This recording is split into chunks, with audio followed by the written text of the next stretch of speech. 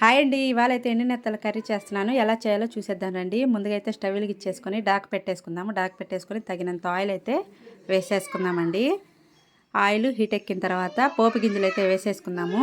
జీలకర్ర, ఆవాలు, మెంతులు అయితే వేసేసుకుందాము. చేపల కూరలు ఇటువంటి వెడల్పుగుండే పాత్రలు చేసుకోవడం వల్ల పచ్చేపలు అవి చెదరకుండా ఉంటాయి అన్నమాట. చాలా బాగుంటుందండి. యూస్ఫుల్గా ఉంటుంది ఇట్లాంటి డాకలు. నెక్స్ట్ అయితే ఆవాలు అవి చిటపటలాడిన తర్వాత ఆనియన్ ముక్కలు, కరివేపాకు అయితే వేసేసుకుందామండి. ఆనియన్ ముక్కలు పెద్దగా కలర్ చేంజ్ అవ్వాల్సిన అవసరం లేదు. కొంచెం కలర్ చేంజ్ అయితే సరిపోతుంది. చూసారు కదా, ఈ విధంగా కొంచెం రంగు మారితే సరిపోతుంది అనమాట. నెక్స్ట్ అయితే కట్ చేసి పెట్టుకున్న టమాటా ముక్కలు కూడా యాడ్ చేసేసుకుందాము. టమాటా ముక్కలు అనేది బాగా గుజ్జు గుజ్జుగా రావాలండి. అప్పుడు కర్రీ అనేది టేస్ట్గా ఉంటుందన్నమాట. ఇవి ఎండు నెత్తలు అనేది ఒక 4-5 సార్లు శుభ్రంగా క్లీన్ చేసి పెట్టుకోవాలండి. మనము 1-2 సార్లు కడిగితే ఇసుకుంటుంది అనమాట దాంట్లో. అప్పుడు కూరలో వేసుకుంటే బాగుండదు. నెక్స్ట్ అయితే వెల్లుల్లి రెబ్బలు కచ్చా పచ్చా దంచేసుకొని ఆ టమాటాల్లో వేసేసుకుందామండి. మంచి టేస్ట్ వస్తుందండి ఈ వెల్లుల్లి రెబ్బలు వేయడం వల్ల. అవి ఎండునెత్తలు బాగా క్లీన్ చేసి పెట్టుకొని శుభ్రంగా కడిగేసి దాంట్లోనే ఉప్పు, కారము, పసుపు, చింతపండు గుజ్జు అంతా వేసేసి కలిపేసి పక్కన పెట్టుకుందామండి. టమాటాలు బాగా ఫ్రై అయిన తర్వాత ఆ మిశ్రమం అంతా దీంట్లో పోసేసుకుందాము. చూసారు కదా, ఆల్మోస్ట్ అయితే టమాటాలు బాగా ఫ్రై అయిపోయాయండి. శుభ్రంగా అయితే క్లీన్ చేసుకోవాలండి ఎండునెత్తలు, లేకపోతే ఇసుకుంటే కరకర అంటుంది. నేను ముందుగా చెప్పాను కదా.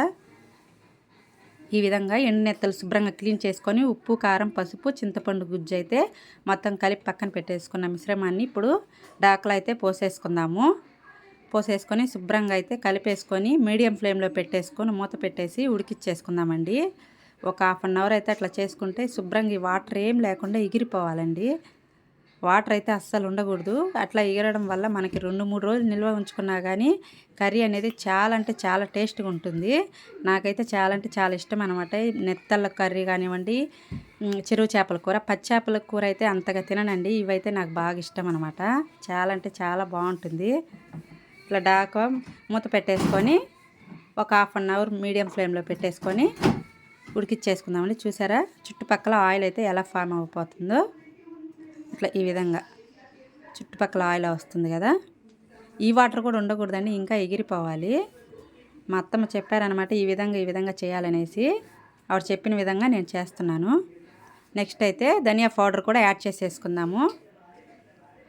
ధనియా పౌడర్ యాడ్ చేసేసుకొని మొత్తం అంతా ఒకసారి కలిపేసి మళ్ళీ అయితే ఉడికించుకుందామండి. చూసాం కదా, ఈ వాటర్ కూడా ఉండకూడదు, ఇంకా ఎగిరిపోవాలండి. చూసారు కదా, ఫైనల్గా ఇట్లా ఈ విధంగా చిక్కగా గ్రేవీ అనేది ఈ టెక్స్చర్లో రావాలండి. అప్పుడు అనేది ఈ మెథడ్లో వస్తే చాలా అంటే చాలా సూపర్గా ఉంటుంది అనమాట. చెప్పాను కదా, 3 రోజులు అని నిల్వ ఉంచుకున్నా ఇంకా టేస్ట్ అనేది హైలైట్ అవుతుందండి అసలు. చూసారు కదా, వాటర్ అనేది ఏం లేదు, మొత్తం అయితే ఎగిరిపోయిందండి. మనం ఇంత కూర వేసుకున్నా కానీ అన్నం అంతా కలుస్తుంది అనమాట.